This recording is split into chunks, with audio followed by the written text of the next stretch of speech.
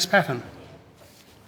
Thanks, Acting President, and I'm pleased to rise to Ms Maxwell's motion today, and it's one that that Ms Maxwell, Ms Watt and I have probably lived for the last year or so as part of our inquiry into the criminal justice system, and and these issues were very pertinent and really expressed by a wide range of people. We met with many victims of crime, organisations supporting them, and a variety of legal organisations that also spoke of the need for victims of crime to really be included in the process. And that's been a difficult thing to grapple in our current justice system. Where does the victim sit in that system? Because for all intents and purposes, the victim is not part of the proceedings. The victim is sometimes just a mere witness to it, a mere bystander to the crime, as far as our court system is involved. And so this motion really does go to that, that the impact of crime on victims and victim survivors and their families and their loved ones is different for every person, is complicated, can often be absolutely profound, and can have long-going psychological and physical impacts. And as I say, it's different for everyone, and people have varying levels of trauma and varying levels of and at different stages, and that recovery is not necessarily the same for everyone, and some people may never recover.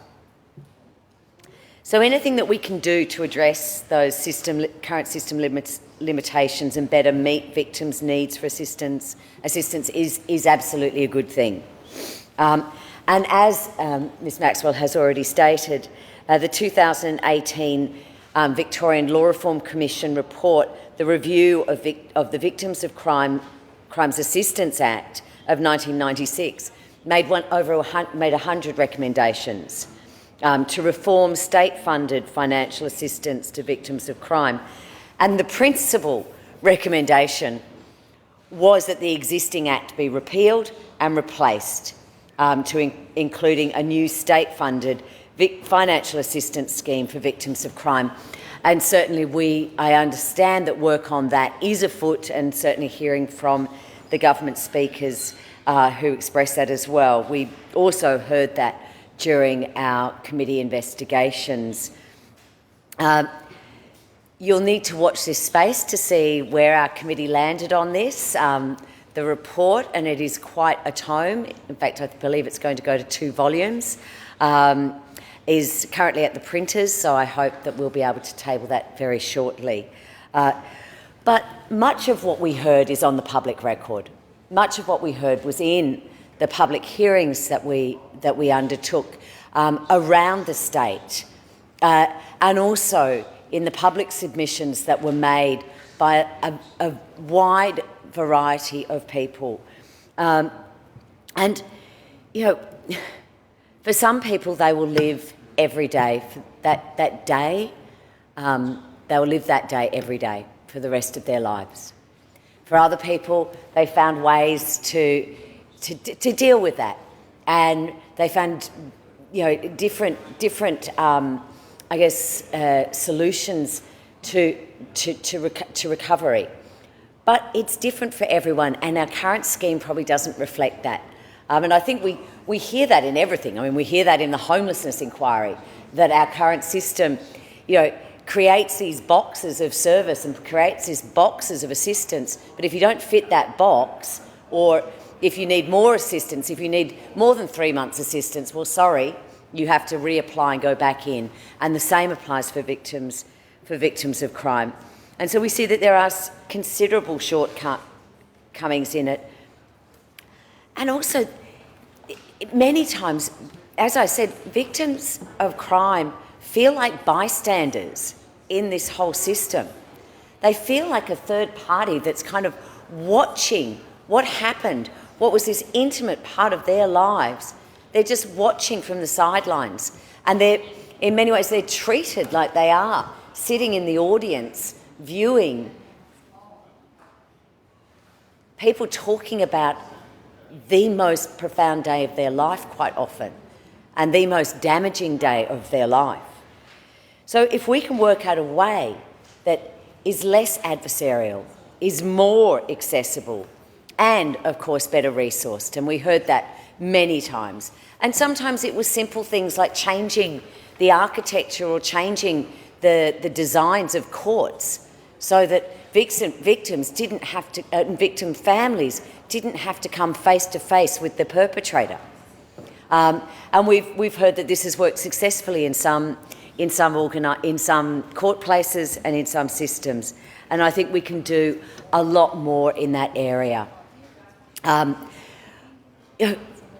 For many victim survivors and their families, just trying to traverse the justice system, if you've never been involved in it, to understand the court structure, to understand the processes, and they're complicated, and quite often they're archaic and they're draconian. And so to provide some legal assistance to victims, to victim survivors, to their families, so that they can better understand the system. They can better understand the role that they have to play in that system. They can better understand the resources that are available, and certainly those resources do need to be expanded, and that is without doubt. And we understand from the government that a new system is being developed, and we're certainly speaking to Fiona McCormack, the Victims of Crime Commissioner. She was optimistic about some parts but concerned about others, and concerned that we didn't go far enough.